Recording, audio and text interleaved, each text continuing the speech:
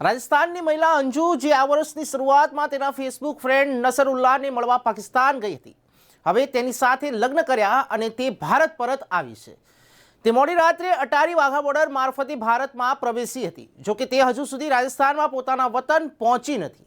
તે દેશમાં કેમ પાછી આવી છે તે અંગે પૂછવામાં આવતા અંજુ તેના ચહેરાના માસ્ક વડે ઢાંકીને ઝડપથી ચાલતી થઈ હતી। તેણે કહ્યું કે હું ખુશ છું, મારી પાસે કહેવા માટે બીજું કંઈ નથી।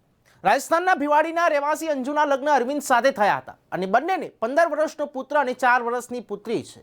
2019માં તેની ફેસબુક પર નસરુલ્લાહને મળી અને બંને પ્રેમમાં પડ્યા। અંજુના પતિ અરવિંદે મીડિયાને જણાવ્યું કે જયપુર જવાનું કહીને ઘરેથી નીકળી હતી, ત્યારબાદ પરિવારને ખબર પડી કે તે પાકિસ્તાનમાં છે। અરવિંદ હવે તેના 2 બાળકો સાથે ક્યાં રહે છે તે જાણી શકાયું નથી। પાકિસ્તાનમાં અંજુએ નસરુલ્લાહ સાથે લગ્ન કરવા માટે ઇસ્લામ ધર્મ અંગીકાર કર્યો અને તેનું નામ બદલીને ફાતિમા રાખ્યું। તે દરમિયાન અરવિંદે અંજુ સામે ભિવડી પોલીસ સ્ટેશનમાં છેતરપિંડી કરીને બીજા લગ્ન અને હત્યા સહિતના અનેક આરોપો હેઠળ અનેક કેસ દાખલ કર્યા હતા।